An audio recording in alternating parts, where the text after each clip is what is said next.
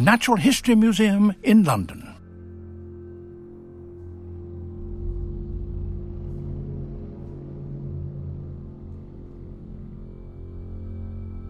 It holds one of the most comprehensive collections of fossils in the world.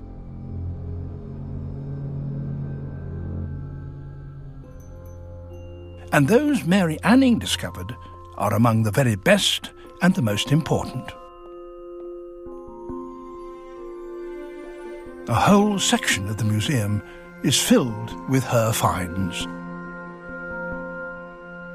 Most of the creatures she collected were giant aquatic reptiles, fish-eating monsters that dominated the seas. But she found other things too. One of them, in particular, is the key to our story. In 1828, Mary Anning made one of her most sensational discoveries. This is it. It's a small animal, but its head is missing and its spine is missing, but what remains is fascinating. There's its pelvis, its upper leg, its lower leg, and there is its foot with its toes.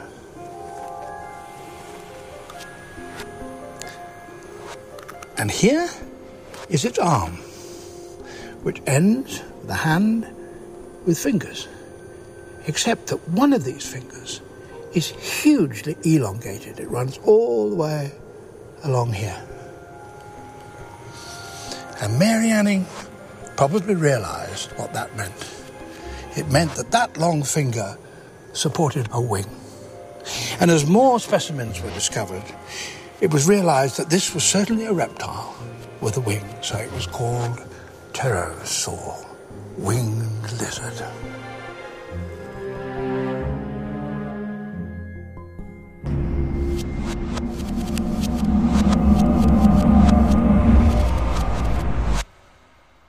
Mary Anning had found the blueprint for the first large animals ever to fly, a creature that set the pattern for a whole new phase of aerial evolution.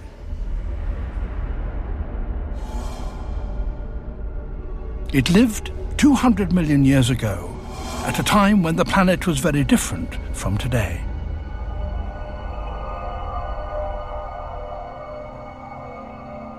Much of it was tropical.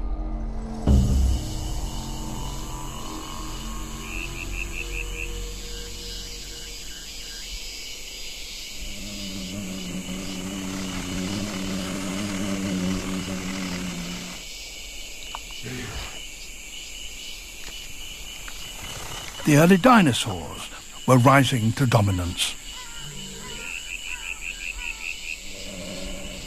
And flying high above them were the pterosaurs of the kind whose bones Mary Anning had discovered.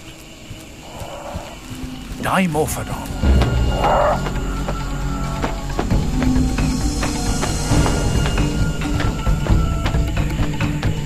Up here in the trees, they were safe from those predatory dinosaurs down on the ground. And there were plenty of flying insects for them to catch and eat.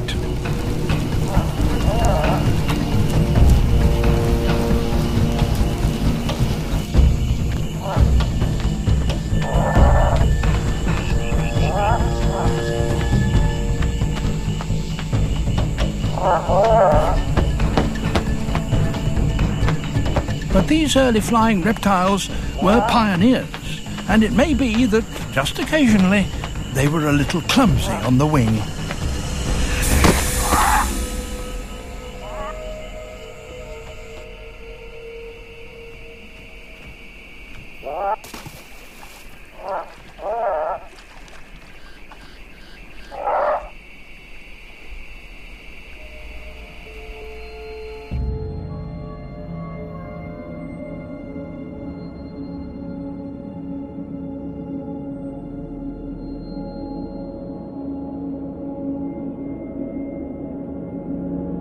Sometimes, as their bodies lay on the sea floor, they were slowly covered with mud that over millennia eventually turned to stone.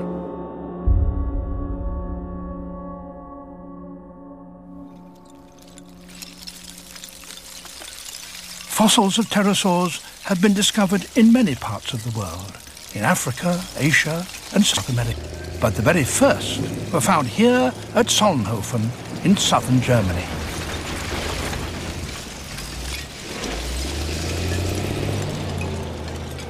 This limestone has been quarried for building purposes since Roman times.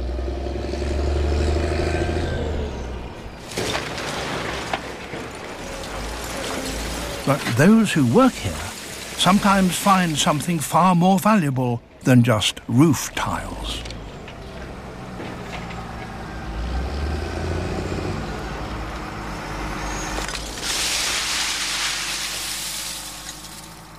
The discoveries made here make this one of the most important places in all the world for anybody who's interested in pterosaurs.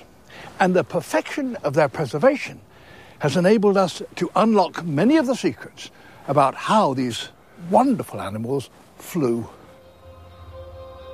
The Solnhofen limestone formed on the floor of a shallow tropical lagoon, protected from the currents of the open sea by a reef.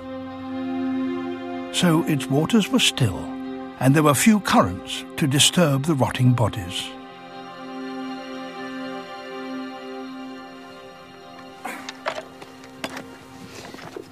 The rock here is really extraordinary. When it's fresh, it's very solid, hard building stone. Excellent. But when the frost gets at it, it begins to split. And when it's really weathered, you can open blocks of it like leaves of a book, like that, for example. And sometimes there's something written on these leaves, but mostly nothing. And maybe for I was going to say maybe there's nothing, but on this one there's a perfect little ammonite, a shellfish. This quarry has produced so many fossils that the town's castle has been turned into a museum to house them. The majority are sea creatures. But sometimes there are animals that fell into the water from the skies above, pterosaurs. Here is one that did. It's a kind called Rhamphorhynchus. Not only are its bones still connected as they were in life, you can even see something of its soft parts.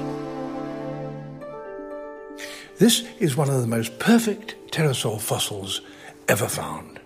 And it's a miracle, bearing in mind it's 150 million years old, and yet it's complete in all the tiny details.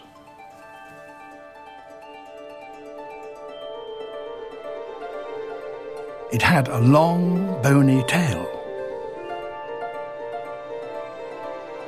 long toes on its feet, its spine and its ribs still connected.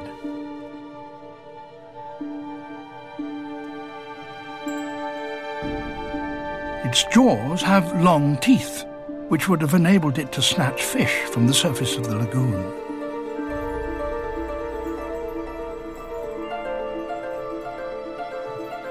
But the most fascinating parts of its anatomy are its wings.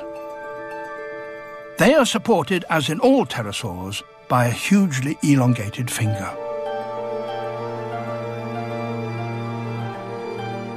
This is the wing membrane, which in life would have been less than a millimetre thick. And yet it's so perfectly preserved you can see within it all the tiny details of little structures that would have given that membrane strength.